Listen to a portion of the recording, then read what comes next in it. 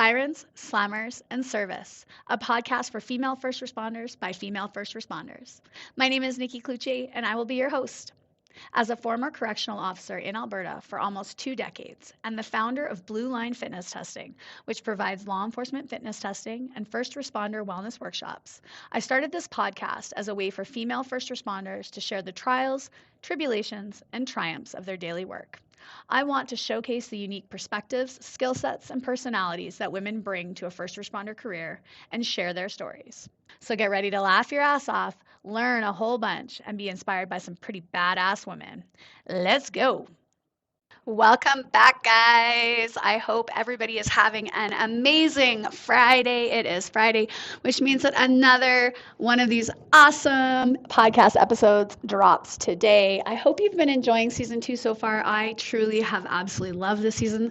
I think it's been awesome. The guests I've had, the people I've been able to interview have just been like absolutely mind-blowing, from Lori to Christy to the ones I've got coming after this episode. You guys, I think you're going to totally love season 2 and it'll just blow your mind. So today's episode is a little bit of a tough one for me. When I first started this podcast, this was one of the first things that I wanted to talk to people about, but it has taken me over 6 months to get to it because it is very obviously near and dear to my heart, but it's also something that's really personal and really causes me a lot of anxiety to talk about, especially now that I know how many people are listening to the podcast, and I know how many people that I know really well that are listening to the podcast that may not know this stuff about me and may not know what I was going through when I was going through it. And that's basically my mental health journey. And so for those of you that are listening that know me well, I guess hold on to your hats. You're going to learn some new stuff about me.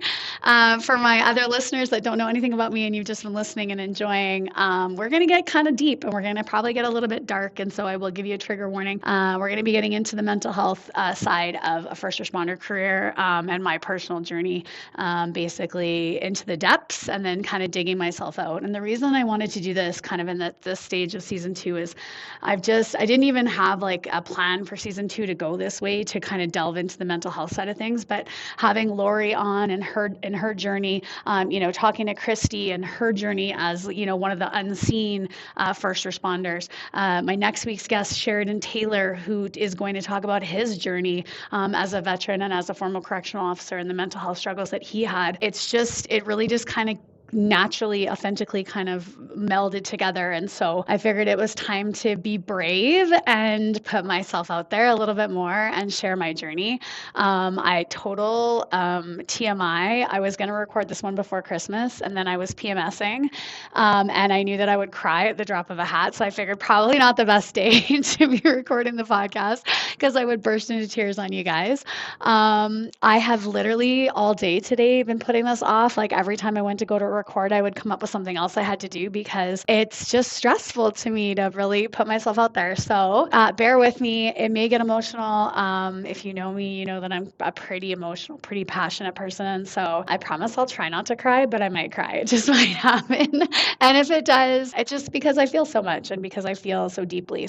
But yeah, let's get into it. So my mental health journey through 17 years as a correctional officer, there was lots of ups and there was lots of downs. I liken the career to, and as crude or as crass as this may sound, it's like a relationship with an abusive partner, being in a first responder career. The reason I say that is because when it's good, it's really fucking good. It's a ton of fun. You become friends with people that just like, they're your tribe. They're your soulmates. They're the people that light you on fire and take care of you no matter what. And they become the people that you rely on the heaviest, that you spend more holidays with and more birthdays with and more time with than you spend with your own family. And when those times are awesome, it's fucking awesome. You have so much fun in this career. There's so many things that make you laugh your ass off and that you just like look at each other and you like, I can't believe that just fucking happened, right? But when it's bad, it's really, really bad. And it's really bad in that, lots of times it's not necessarily the work that we do or the clients that we deal with or the patrons or the people or the inmates. It's each other. It's your coworkers. It's your supervisors. It's leadership. It's management. There's a really great study out there, Dan's Son Photography. If you've ever seen any of his work, if you haven't, please go check it out. He has amazing stuff. He did a study or found a study maybe on station stress. So essentially the stress that you get from working in the station, the fire station, the police station, the corrections, the jail, the detachment, wherever it is. And that station stress is stuff like noticing nepotism, having favoritism, having, boys clubs or girls clubs, or, being excluded from things, having bullying, having harassment from staff, things like that. And that station stress is actually more of a stressor on a first responder than dealing with the inmates or the bad guys or whoever it is that you're dealing with. And so although there was, there's definitely things mentally that I still cope with from inmate stuff. And I talked about this in season 1 and some of my kind of scarier codes where, you still look over your shoulder and you still get goosebumps and you still think, holy fuck, that was a really bad day. But the majority of the stress and the anxiety and mental health struggles that I had during my career came from that station stress. I will say probably some of it I brought upon myself just based on the person I am and the style of person I am and the style of personality that I have. Again, like I've said, I'm a very emotional person. I had one of my partners once tell me, Nikki, you have the biggest heart, but you wear it on your sleeve. And if you wear it on your sleeve, anybody can puncture it. Anybody can punch it. Anybody can, affect it. And when he said that to me, I was like, oh my God, yeah, I guess you're right. Like I really don't protect myself in that way. I think, if I was to close that off or turn that down or try and protect myself a little bit more, I probably wouldn't be the me that I am. And so I guess now looking back in hindsight, I'm glad that I never kind of hid that side of me or protected my heart the way I probably should have. But it definitely did make my journey a little bit more challenging. I've talked about this before as well in other episodes. I also had the mentality that nothing could beat me down. I was stronger than anything. I could come back from anything. Nobody was going to, stop me. Like I said, I have a tattoo on my arm that says, I will either find a way or make one, right? That was my mentality. It still is, but that also made my career very challenging because there was a lot of times I went to battle over things that I probably didn't have to go to battle over if I'd have really taken a step back and thought about it. It wasn't a mountain to die on, but at that time I thought it was. And so again, with maturity, as you grow older, right, the things you start to learn about yourself and self-reflection and things like that, I've realized probably could have dialed it down a notch. I mean, shocking, who me, dial it down a notch? Never. Going into my journey, when I started in corrections, I started with this like bright-eyed, I was so excited to get into this career, thought I was going to make a difference, and really kind of dove like head first into it and really loved it. Like, again, you're talking about that new relationship, right? That honeymoon phase of like, how awesome is this job? It's the greatest thing ever, right? What I didn't notice as I was kind of in my first couple of years though, is how isolating a first responder career is. So you go from having this outside life where you have been, in sports and doing other jobs and hanging out with friends and in school and things like that. And when you start to work in a first responder career, and generally it's because of the shift work, your circle becomes much smaller. Your days off are Tuesday, Wednesday, Thursday, when all the rest of your friends are working Monday to Friday. You're working on the weekends when all of your friends are going out. And when you get off work, you don't want to go out because you're tired or you hate people or you don't want to be in crowds or you don't want to, go to that party because you don't know anybody and you don't trust anybody, right? And so your circle becomes very, very small. You start to only hang out with work people. You start to only go to workplaces where you feel safe with your work people. And when you're there, you only talk about work. You don't talk about anything else because that's the only thing that you all share is work. And so in that first 2 years, without ever really realizing it, my circle became quite small. I started hanging out basically solely with work people. I still was playing rugby and I still was hanging out with my rugby friends. But again, the level of time that I could commit to outside things was much less by working shift work. You're working 6 afternoons, 3 to 11, 6 days in a row. Well, that cuts out any practices or any games or any social events that you would go to with your team or with your friends, right? And so my friends had said to me, a little while in, like, hey, we never see you anymore. and you never hang out with us anymore. And when you do, you're kind of distracted and you're kind of grumpy. And I just chalked it up to, well, I'm tired. I'm tired. I'm working all the fucking time. I'm working at, 5 in the morning, and I'm working in the middle of the night, and I'm working till 11 o'clock at night, or, midnight or 1 in the morning, depending on what my shifts were. And I just chalked it up to being tired. And when I look back again now in hindsight, I realized, no, it was really kind of narrowing my vision and narrowing the people that I was hanging out with. The other thing that I noticed kind of coming into those, first 4 to 5 years too, is your judgment level goes sky high. You become holier than thou. Everyone else is a piece of shit. They're garbage humans. Everybody sucks. You don't trust anybody. You become hyper vigilant. And we've talked about this before in other episodes, when you're out, and you're constantly on alert and you're constantly looking for things. And in the job, that is a requirement. That is something that you need. You don't survive if you don't have that hypervigilance and you don't have those observation skills. But when it starts to filter out into other facets of your life and you can't really begin to turn it off, that's when you start to kind of see a difference. And I was noticing that my friends, mostly this was happened when I was working in our admissions and discharge area. I was dealing with females all the time, strip searching them, and just dealing with a lot of cons and a lot of bullshit and a lot of people that were, obviously they don't want to be there. They've just gotten arrested. They're just coming through the back door. They're angry and, confrontational, and you're having to basically tell them what they have to do, and they don't want to fucking do it. They don't want to get naked and let you strip search them. They don't want you to search their clothes. They don't want to fucking be booked in and have their picture taken, right? And my friends had said to me, like, wow, like you're becoming like a major bitch. And I was like, what? And it was one of my best friends that said it to me, and bless her heart for having the balls to say it to me and saying, like, you're changing. And I was like, no, I'm not. Like, I don't know what the fuck you're talking about. I'm not changing at all. I'm still the same me. I just fucking work a job where I have to be a little bit of a bitch sometimes. Sorry. But as I kind of again look back and think, I was like, wow, like if my friends were already noticing 4 years in that I had changed, that I had become bitchier. And I mean, I was a bitch before, let's be serious. I haven't always been a nice person, but like that my friends could really notice that I was changing, and that I was in denial about it, or that I just actually didn't see that I was changing or that I had changed. And I think about it now, and we'll talk about this closer to the end of the episode, but I see that now in my first responder friends now that I'm out. And it's a very scary thing because it can erode who you are very quickly without you realizing it until you get out. So along those times, after I kind of got through that first 3-year honeymoon period of loving the job, the first kind of signs of station stress start to creep in.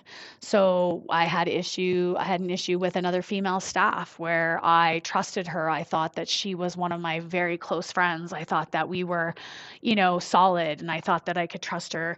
And I found out that she had went behind my back and had, basically turned a whole area against me based on, a rumor and based on what she believed had happened or believed that I had said without ever actually us being able to have a conversation about it.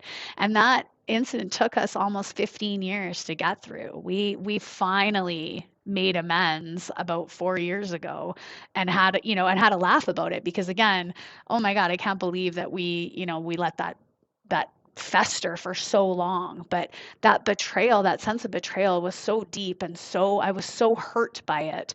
And I remember my boss at the time saying to me, Nikki, you have to rectify this. You have to go and talk to her. You guys have to make up. You guys were really good friends. Like, just go and fix it. And I was like, I don't know how to fix it because I don't trust her now. And in this career, if you don't trust your partner, that's the end. There is no rectifying that. There is no fixing that. And so that was a really challenging thing to start to kind of realize, that those people that you thought had your back, absolutely 1000%, they're your blue line family.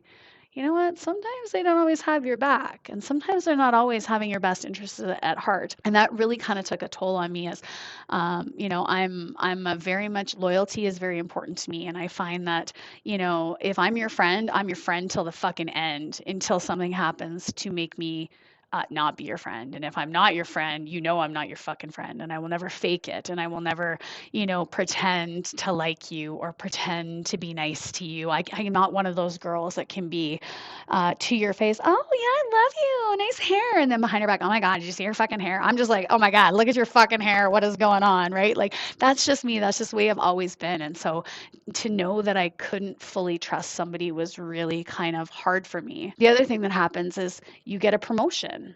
And so you start out at, a regular level, you're with everybody, you're one of the team, and then you promote into another level.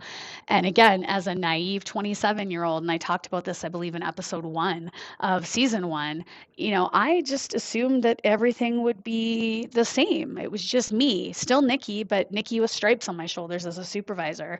And how very wrong and naive that was of me to think, because it truly changed. I had friends that I, again, thought were truly my friends that turned on me, that instantly wouldn't talk to me. I wasn't allowed to sit at the table at lunch at the same table as them. I wasn't allowed to, I wasn't invited to things after work anymore because it was a staff thing, not a supervisor's thing. And again, not everybody. That's not, I don't want to paint a brush, and I don't want to say, like all of a sudden I was the fucking pariah. But you do start to feel like that when all of a sudden that separation kind of happened. And then as I moved through my career again, I got picked for that position to go to Colorado and then become a teacher for our direct supervision in units, and for our education for all of our staff to gear up to get ready to open up the new jail. That was in 2009. And I was working with a staff member, a partner, and we were the same level. We were both CO3s. And he was very motivated to move up, very, very, very motivated to move up. And so that was another eye opener on what people will do to move up above other people, and the things that they will say or do, the work level that they will put onto another person, and then claim was their own. And that was really kind of a bit of a heartbreak for me too, as well as, teaching. I was teaching staff about communication style, and I was teaching them, the direct supervision stuff. And our staff at the old Edmonton Remand Center were very anti-open concept. They did not want direct supervision. They wanted to stay in the bubble, and they didn't want to have to move out and be out on the units. And again, I've talked about this before, but it was tantamount to basically I was putting them out on a sacrificial platter. And so I took a lot of heat for that. And that was before we ever did any of the training for the new jail. This was just doing communication and just doing the theoretical work on direct supervision. And so taking that and really trying my hardest and working so hard to try and do an awesome job so that people enjoyed the training and wanted to come and wanted to learn, and just having it thrown back in my face over and over and over again. And so during that time period, I was pregnant with my first daughter. And so my first maternity leave came, and I thought, thank fuck, I need a break. I need a fucking break from this place. I need a break from these people. I need a break from the negativity, because I kind of flowed back into the, holy fuck, man, why is everybody so negative all the time? What is happening, right? What is going on? And so I went on that mat leave. And, for women, the one good thing about being a female first responder is you do get a mat leave. You do, if you're having kids, I guess, right? You get a mat leave. You get time away to nurture a new life and to see things through a totally different lens, right? You're now a mom, and you're out there and you're doing things, and you want your baby to just be normal, and so you're doing normal things, and it gives you that break away from that first responder life. Males, you guys don't get that unless you take that paternity leave, and even then you don't really get that opportunity to really step back and not have that first responder life be everything and be all and end all. And so when I came back from that maternity leave, I came back again renewed. I felt better. I didn't hate my job. I didn't hate the people I worked with, right? I felt really excited, and it was fun. And I took on some new projects when I came back. And then, in 2011, I started at head office. So I took on that new challenge of head office. And that was, again, to get ready for the new jail. And staff once again turned on me. How dare I be the person that got selected for this? I was off on maternity leave. I haven't been working in the trenches. What the fuck do I know? And she's a girl. She must have slept with somebody to get that job, right? Which again is another side of things of being a female and a first responder. No, we didn't sleep our way to the top. No, we don't fuck everything that is above us. No, we don't need to fucking use our tits and our vagina to get jobs. We are actually probably better educated than you are and probably better at the fucking job. But men do not want to hear that. And to my male listeners, I love you all. I know that not all of you are like that, but there are a fuckload of them that are up high that do think that. Or there's a fuckload of them below us that haven't gotten a promotion, probably because they're a useless tit, that will only ever give an excuse for a woman getting a job because she has tits and a vagina. And that is not the case. And it has never been the case. And so that was frustrating because I did hear that. And then while I was at head office, there was a little bit of a boys club that was building up back at the jail. My previous partner from when we were doing the direct supervision had moved up, and he was starting to pull along a lot of his buddies who were friends of mine as well. But to look from head office and see people moving into positions strategically, and knowing that perhaps they weren't the most qualified or probably the best personality suited for that position was really frustrating. I loved where I was. I really liked head office. I thought it was really interesting and it was really neat to kind of see that side of things. And so I wasn't too concerned about it, but I always kind of had my finger on the pulse. And it was a chance to not be, in that first year, 2011, it was a chance to not really be in the jail, to have that break away from that constant negativity and judgment and constant, picking at each other and staff harassing each other. And one of the things actually that happened when I came back from my first mat leave was I got named in a harassment complaint. A female staff had said that I was part of a harassing group of other females that were harassing her. And I was like, what the fuck are you talking about? I've been on mat leave for the last year. I haven't even been in the jail. I have no idea what you're talking about.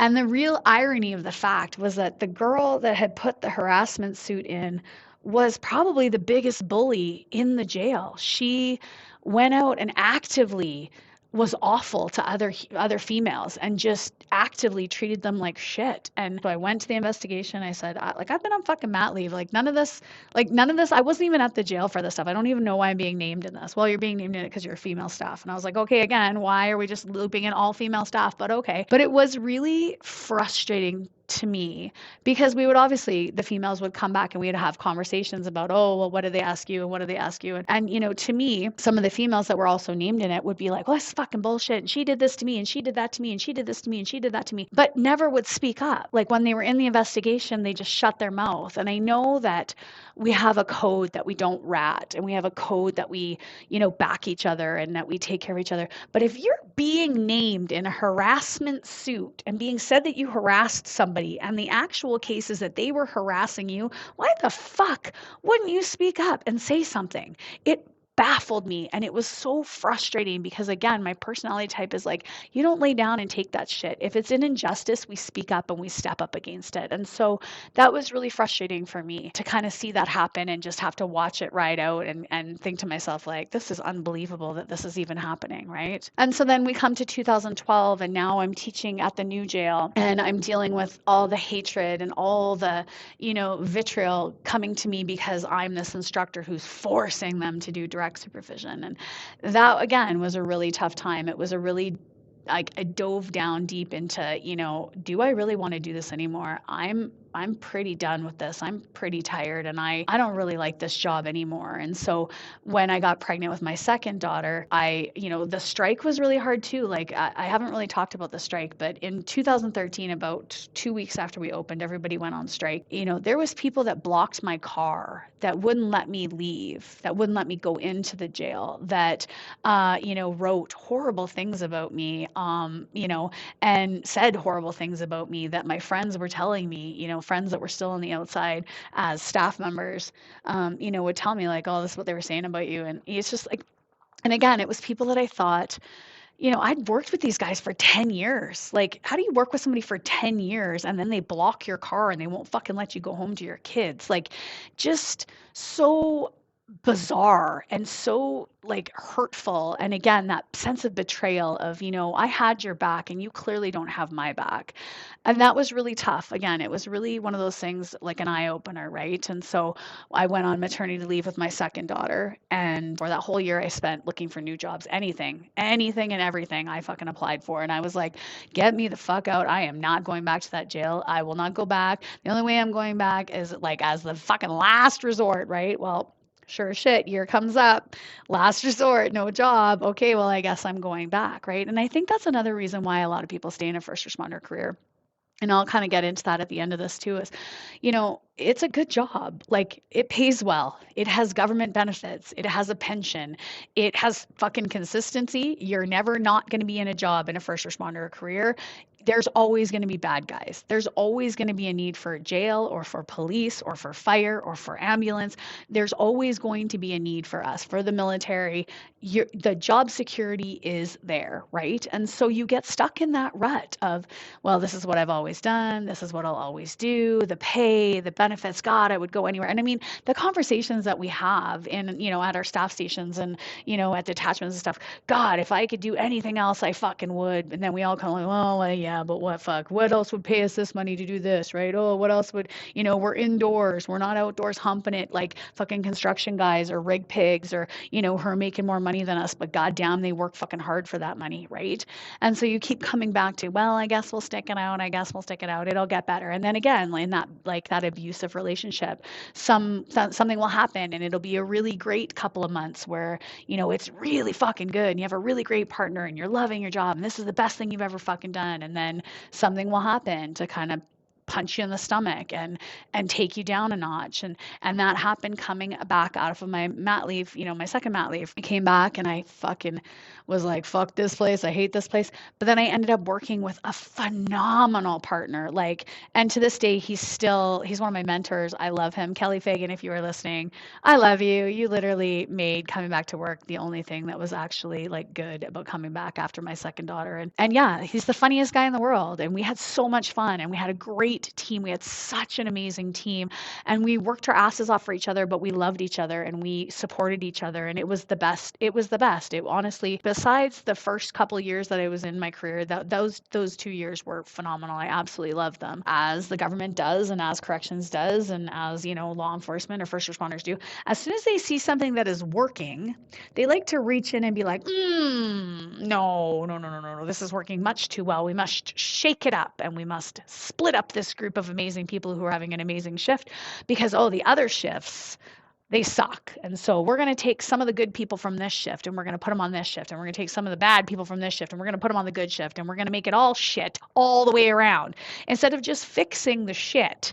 and leaving the good alone, right? And so, we'd had a supervisor that had moved up ahead of us, both Kelly and I, and again, was fingers in the pie and, adjusting things that we didn't think he needed to adjust and hiring people and promoting people that were, God, you shook your head. When the promotion memo came out, you went, holy fuck, really? Okay, well, I guess we know who's been hanging out with who and who's been going for beers with who and who's been playing hockey with who, right? And when it became that blatantly obvious, it's really hard and it's really frustrating. Again, that nepotism, that favoritism, and it's rampant. It's rampant across all first responder careers. There's not a single first responder that I've spoken to that has not had an example of something like that, where somebody was hired because they were friends with so-and-so or because they were their brother or their sister or their auntie or their uncle or their whoever, right? Because they'd done a special favor for so-and-so or they had done a special project for so-and-so, right? And I believe the flip side of that though is, and the guy actually, the one that was doing it, he did say to me, well, wouldn't you rather handpick your team and have the people that you want around you as your team? And it made sense. It does make sense. You do want to handpick that team, but I also could never handpick a team to the detriment of the institution. For me, that just was stupid. Even if I fucking hated you, if you were the best person for the job, then I would begrudgingly accept that you were the best person for the job. And I guess you're going to be my next fucking supervisor or my next partner or whoever it was you were going to be. Right. And so I really found that was kind of a struggle there too. Just seeing that breakup of the shift, seeing, people moving ahead that just were not supposed to move ahead, and I look back now and I see where they are now and they're still fucking terrible supervisors, terrible managers, but they're now there and they're going to be there for the rest of their lives because they know that they got a gravy gig and they're never ever going to fucking leave that gravy gig, right? And the other thing that happened too as a female moving into management is that other females begin to turn on you now because now you have what they want. They want to be the boss. They want to be in the position that you're in. And so the only way for them to get there, so they think, is to tear you down. Not not to back you and not to help you and not to support you and not to, look to do things with you. No, let's tear her down because then I'll get that job.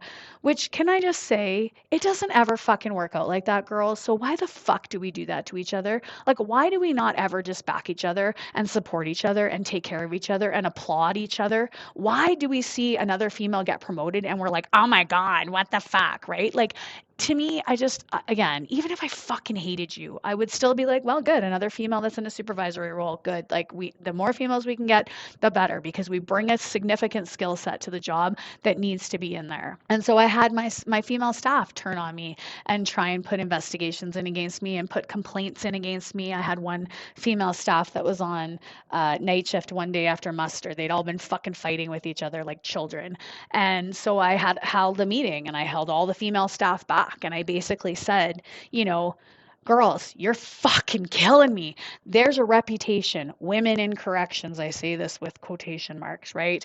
Women in corrections. Any old CO will tell you, women in corrections. Women don't belong in corrections. Women in corrections, right? And I said, you guys are fucking living up to the goddamn fucking stereotype with your bullshit and your infighting and your refusing to work with each other and your gossip and your fucking bullying and your harassment and you're fucking around with each other, and just stop it. You're fucking killing me. I am working my ass off in this role. One of the only female managers at the time. I'm working my motherfucking ass off to try and promote females into supervisory roles, into management roles. And then I turn around and you fucking bitches are killing me because you're fucking fighting with each other, and you're fucking putting in harassment complaints against each other, and you're frivolously fucking picking on each other. Like, do you know how hard it is to go up to the director and be like, yes, absolutely, females, we should be moving up. And at the same time, he turns around and hands me a file folder of papers saying basically that so-and-so refuses to work with so-and-so, and so-and-so is now having an issue with so-and-so, and so-and-so was dating so-and-so, but now so-and-so is dating so-and-so, so now they can't work together. And I was just like,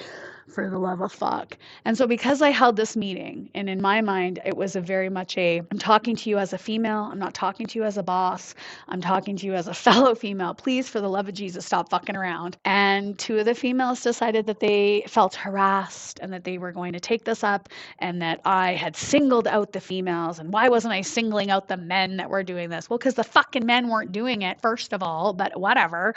And so that, the females turn on you and you think to yourself, like, for the love of fuck, like, I can't do this anymore. And then surprisingly, I got pregnant with my third daughter. She was a little bit of a surprise, which was great. But I wasn't really ready to go off on mat leave. I kind of was running I had a good thing going, and I felt really strong, and I felt like I was moving in the right direction. And so going on mat leave, I was pretty sad. I was leaving my shift. I was leaving my partner. I was leaving, a pretty good thing. And so I went on maternity leave with my third daughter. And when I came back, I came back to basically the same shit, different day, different pile, different shift, right? Still a lot of the same issues that were going on, a lot of nepotism. Even more of the boys club had been promoted, and now they were my partners, and now they were, people. And because I'd been gone for a year, they thought, basically that they were above me. And I was just like, I don't fucking think so, right? But it was really frustrating to also look and say, I've been in this position, this assistant manager's position now for, 4 years.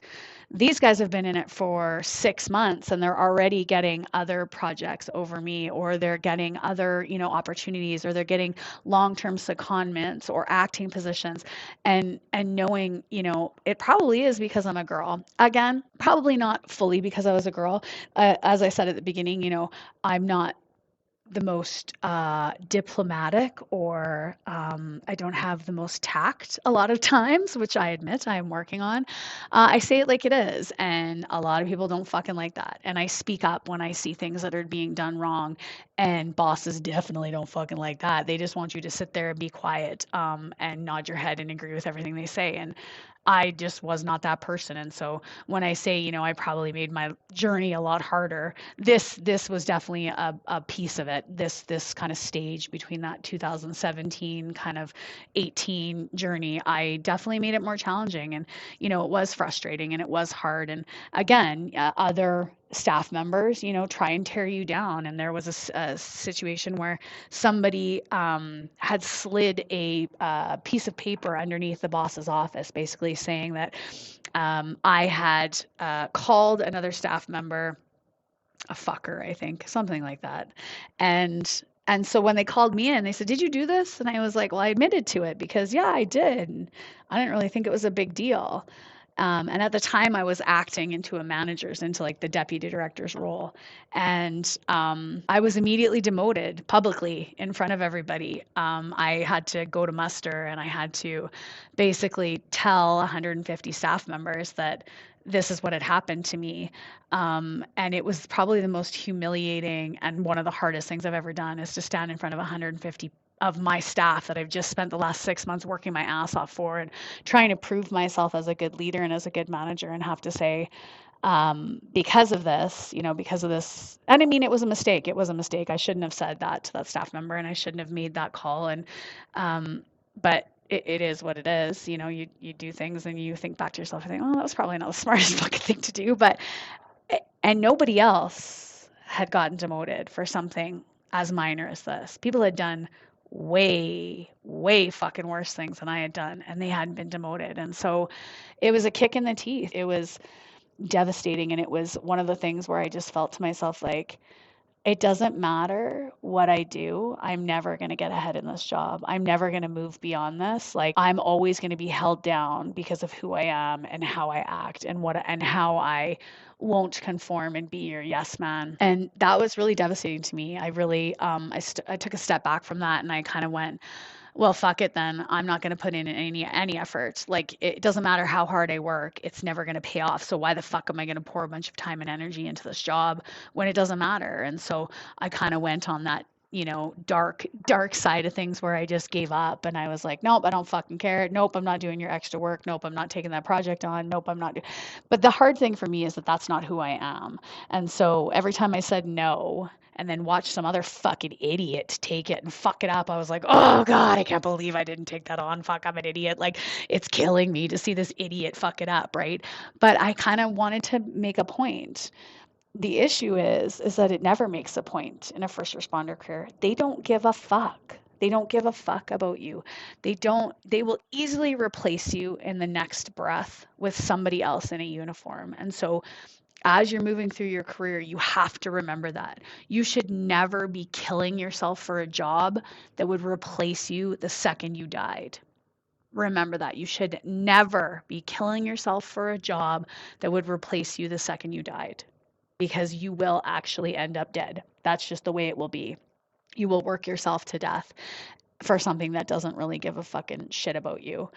And so in 2018, a posting came up in Red Deer, and I thought to myself, okay, great. This is a new start, new staff, new building, new adventure, something new. I got the permanent promotion into the deputy director's position, which I'd been trying for, at that point now it's been 6 years. And I was so excited, and I went down to Red Deer and I started working in Red Deer, and, the first 4 months were pretty good. I thought I had a decent supervisor working underneath me, who seemed to be on the same page. We had a little bit of a rough start, but we kind of had it out. And I said, basically, you're with me or you're against me, and that's up to you. I can help you, or this will be a really fucking shitty, work environment. And he was like, no, I'm with you. And so, the first 4 months were good, and then I had a couple staff that did not like me. They did not like how I ran things. I came down from Edmonton. What the fuck did I know? I was a female. What the fuck does this chick know? I was pretty strict. I was strict no matter what. Like, if you ask anybody that worked for me, I have pretty high standards. And so I was strict at Edmonton Remand Center, and a lot of staff didn't like me for that. And I was strict in Red Deer. And what's funny is when I left Edmonton, when I was in Red Deer, I started getting messages from all these staff that I thought like legitimately fucking hated my guts. saying, "Oh my God, Nikki, we miss you so much. Like, I wish you could please come back. You were the only manager that had the balls to say anything or do anything. Everybody else here is sheeps. Like, please, please come back." And it blew my mind because, again, these were people that, like, I had had it out with, that we had had arguments, that I thought fucking like detested me.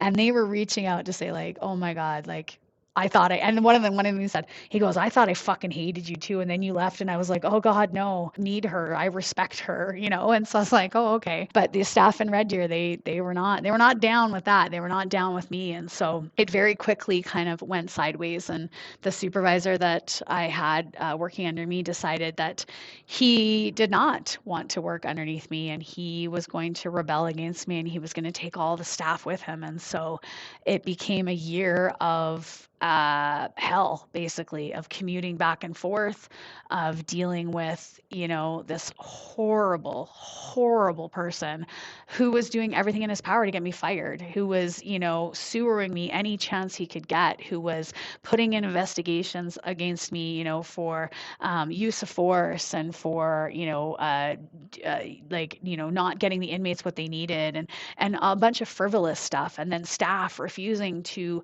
you know, do work for me. I did a search on a unit, you know, just as a manager's round, and found like drugs in 6 different cells. And when I came back to the staff station, I was like, guys, like, what the fuck? Like, I just found drugs in 6 different cells. Like, are you guys fucking doing your work or what? And they were like, well, I guess you found it. You can do the reports. You can do the, you know, you can do the fucking identification kits and things like that. And I was just like, this is so fucked up. Like, in what realm does this happen, right? And it just became really, really difficult. And in the summer of 2019, it came to a really big head, and there was a lot of issues. There was an accusation that went into the investigation and to the director that I was having a relationship with an inmate.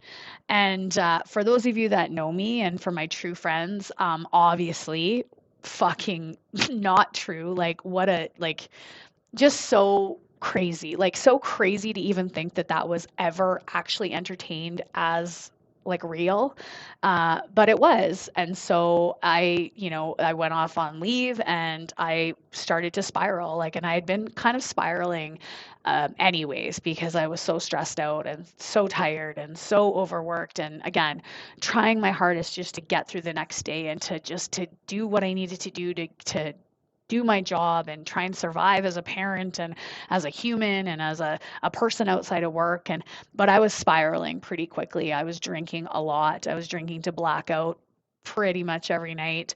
I was taking sleeping pills so I could sleep, and I was taking caffeine pills so I could wake up. And I was having panic attacks. I couldn't, anything that I didn't expect would cause me to go into like a terror of like freezing, shaking, my stomach dropping, my heart racing. I would wake up in the middle of the night and just panic, and I couldn't figure out why. If it was dark, I would freak out. I had to turn on the lights as fast as I could, and then I would sit there and I'd be panting and freaking out and just being totally scared, like terrified, and not knowing why I was terrified, and not being able to take it, you know, down. And I'd been doing yoga at this point for, oh my God, since 2015. So, you know, 3, 4 years I'd been practicing yoga and regularly, and, you know, knowing that, okay, I can calm my breath, and I can tactically breathe, and I can, you know, I can meditate, and there's things I can do for my mental health and my well-being to calm myself, but not being able to, it being so acute, the stress and the anxiety and the panic, that I wasn't able to bring myself out of it. And at that point, you know, obviously, yeah, should I have found help? Yes, I should have reached out to somebody, and I should have got help. But that stigma of, I didn't want to be one of those fucking COs that goes on WCB for PTSD because it's a fucking crock of shit and everybody knows that everybody's faking it, right? I didn't want to be one of those people. I didn't want to admit that I was too weak, right? Weak, I say with quotation marks, to be able to handle what was being thrown at me. I just needed to man up. I needed to fucking be stronger. I need to be tougher. I need to just fucking, put my emotions aside and fucking forget about it. It's fine. Like, dummy up, you'll be good, right? But I was not okay. I was not okay in any way, shape, or form. And again, at the time, I didn't realize how bad I actually was. I thought I was coping okay. When the panic attacks started happening more and more frequently, that was kind of an indicator like, okay, shit's out of control now and I don't know what to do. And then, the constant, being judgmental with everybody, being demanding, barking at my children, like fucking barking at them like inmates, ordering my family around, because it was the only way that I knew how to control things was if I treated it like work, where, I would drive, and I used to say this, like driving to work, you put your armor on, right? So, you're Nikki at home. I'm a person. I'm going to work just like I would put my uniform on as I'm driving to work. I put my work persona on, right? I turn off some of the emotions. I turn off some of the compassion. I turn off some of the empathy, because if I don't, I can't get through the day, right? I can't get through the day of dealing with, some of the worst of the worst. And then as I come home, I try and shed that armor and I try and shed that persona and try and shed that uniform. But it gets harder and harder and harder to shed that. And so it just starts to bleed over into, now this is just who you are. You are just this person. You're just this judgmental, demanding, angry, raging person all the time, and there's no way to turn it off, and there's no way to fix it, and there's no way to yoga your way out of it, right?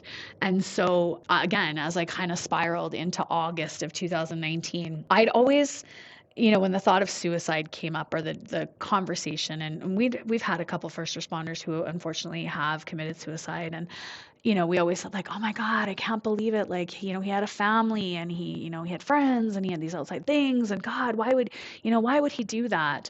And so I never, ever, ever in a million fucking years ever thought that suicide I would even contemplate suicide, right? And yet here it was, August 2019, and I said to one of my friends, it started as like this really tiny little voice in the back of my mind. And it wasn't, you should kill yourself, like you should die, you shouldn't be here. It would all be so much easier if I could just go to sleep and never wake up. And so that little voice would say that. And then, the rest of my brain would go, oh my God, Nikki, what are you shut the fuck up. No, like your girls, you have, at the time I had like a 2-year-old, a 2, a 4, and a 6-year-old, right? Like your girls need you. Like, what the fuck like, no, shut up, little voice, right? And then I would kind of go about, my day. And then, another hour or 2 hours later, it would kind of speak up again. As I was saying, God, I'm so fucking tired, and I'm so stressed, and I'm in such pain. My heart physically hurts because I just feel so betrayed and so lost and so confused. And the little voice would speak up and it would say, it would just be a lot easier if you just went to sleep and you didn't wake up, right? And over the days, the voice would just get louder and louder and louder. And it started to overtake the rebuttals that would come, that would say, oh my God, what are you thinking? No, fuck, you have rugby. You, like, everybody would be devastated. Your family, your husband, like, what the fuck is wrong with you? No. But that little voice just got louder and louder and louder and louder, until I actually started contemplating, okay, well then how can I do this? How can I do this that, my family's not going to find me, or my kids aren't going to know? Like, is there a way that I can make it look like I got sick and then that's what happened? Or because I didn't want to burden my family with that. And so we try not to cry. So I basically said to myself, okay, like if you start listening to this voice, it's very quickly going to turn. Like, you're very quickly going to start to think that this is acceptable, and that voice is going to drown out the logical part of your brain that's telling you, like, absolutely fucking not. Are you crazy? Like, what the fuck, right? And so I said, like, the only way for me to make this stop is for me to leave, is for me to pull the pin on corrections, is for me to quit 17 years of my life, of my identity, of who I am. I'm going to leave that really well-paying job. I'm going to leave that pension. I'm going to leave those benefits, because all of that shit doesn't matter if I want to die. none of that shit matters if you don't want to fucking live anymore, because living is so hard. Living and doing that job is so hard. And I've said this before in a different episode. I literally woke up and, well, I wasn't sleeping because I didn't fucking sleep unless I took massive amounts of sleeping pills or drank. I sat up in the middle of the night and I looked at my husband and he was like, "What the fuck?" And I was like, "I'm quitting." And he just was like, "Yeah, okay, babe, like, I think that's probably the best thing for you." And I was like, yeah. And as soon as I had made that decision, it was like this massive weight like lifted off of me. And I was just like, oh my God, like, I feel so much better. Like, I can rest and I cannot worry about this stuff and I cannot think about how hard I have to fight every time I go to work and how much work it is to go to work every day and fight every day just to do my fucking job. And, it was when I kind of quit and I took that time, and I've talked about this in episode 1. I took like a month. I slept for almost a fucking month. Like, I was sleeping like 19 hours a day because I was so burnt out and I was so tired and I was so just, there was nothing left. I was pouring from the most empty cup you could ever pour from, right? And I started to notice, how judgmental and snappy and barky I had become when I started to go back and think about, how I had reacted to certain things and how I had, what I had said, the words that had come out of my mouth when I was speaking to my kids, who I love with every ounce of my being. And it became like, what the fuck? Like, oh my, how did I let myself become like this? How did I change so much and not even fucking notice, right? And I started to journal and I did a lot more meditation. I took a 40-day meditation challenge, 5 minutes a day. If you want to learn how to do it, my friend Paul Galoro, he's an amazing human. It was actually his program that really got me started. And I meditated. And then I took his meditation for forgiveness course the next time for another 40 days. And I meditated and tried to find forgiveness. And yeah, am I a fucking, guru person over here that can meditate my way out of shit? No, fuck no. I'm just like you guys.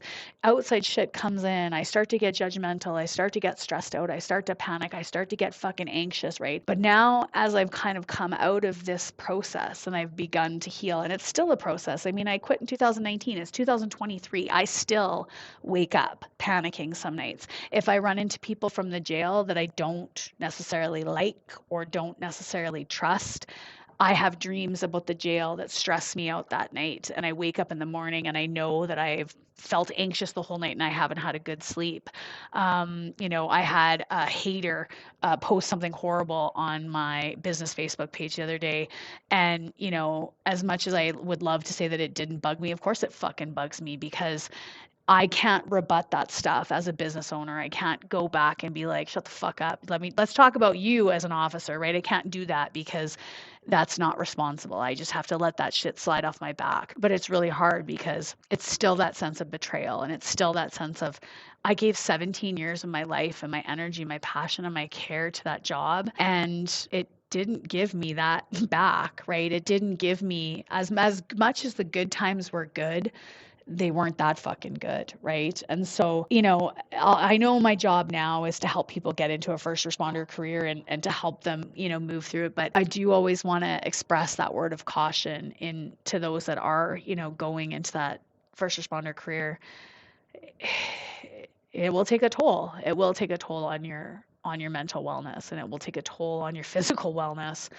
And so, as many of my podcast guests have said, the best thing that you can do coming into this first responder career is to have a resilient mindset, is to build up those strategies that you need to be able to deal with that station stress, deal with that sense of betrayal, deal with those feelings of, just hopelessness, and that it doesn't matter what you do, nothing's going to change, because it's an institution, right? Any law enforcement, any first responder career is an institution, and it's bigger and older than any of us. And things have been done that way for years and years and years. And so, although I do believe we can affect change in small ways, I don't, and again, I hate to say it because I help recruit people into this career. I don't necessarily think that overall the institution will ever change. I think it will continue to churn out and spit out people more damaged than before they joined it. Um, and I hope, I mean, there's always hope, right? There's tons of programs out there now. There's tons of resources to help first responders deal with that stress and deal with that, you know, anxiety and the feelings that come up working in that career, be it from coworkers and the system, or be it from inmates. And you know, the fact that we can talk about it now, like fuck, as if you could ever talk about this 10 years ago, 5 years ago, right? There's no fucking way you would talk about this. Everybody just shut their yap and dealt with it. And you went and got drunk on day 6 with your friends, and that's how you dealt with it, right? So the fact that, you know, we can talk about it, the fact that I can talk about my journey right now and it not be as awful as I anticipated it would be in doing this podcast, you know, speaks a lot to the trends changing and help being out there. But, you know, if I could give anybody a piece of advice is, you know, before you get to where I did, before you get to that point of hatred and suicide and, you know, coping mechanisms that are not healthy, like drinking and taking drugs and you know, self-medicating yourself, you know, talk to somebody. Please, please, please, for the love of Jesus, talk to somebody and try and find somebody that's a professional, because as much as we all want to help each other, we only can help you as much as we could help our own selves, right? We only know the coping strategies that we know, and we only know the way that we would deal with that thing, and that may not be the best way for you. And there are professionals out there that will have much greater knowledge than we would. And so, you know, get that help if you need it. Talk to somebody if you need it, because you are worth it. You know, your family does need you and they do love you. And although, yes, that thought of just going to sleep and never waking up, and all the pain and all the suffering and all the exhaustion and all the hatred and all the fear would no longer be with you, you also wouldn't have the love and the hugs from your little people and the good times with your friends and your family and the beautiful things that you can see in this world, the travel that you can do, the opportunities that you could have. So you just have to find that space, find that ability to get the help that you need, because it's so, so worth it to stick around. It really, really is. On that note, thanks for listening today, guys. Thanks for holding space for me, and thanks for being just awesome podcast listeners, you guys. Like, doing this podcast has been fucking awesome. Like, I love it so much. I love being able to talk to people. I love being able to put, you know, my view out into the world, and the fact that anybody wants to fucking listen to me and thinks it's good is still baffling to me. I still think it's really funny when I get messages saying like, it's so good, your podcast is so good. I'm like, are you talking about my podcast, or were you listening to somebody else's? So you guys, thank you. I love you. It's Friday. Let's go out. Let's enjoy. I hope you have a great weekend. Take care of each other. Take care of yourself. And I will see you on the flip side.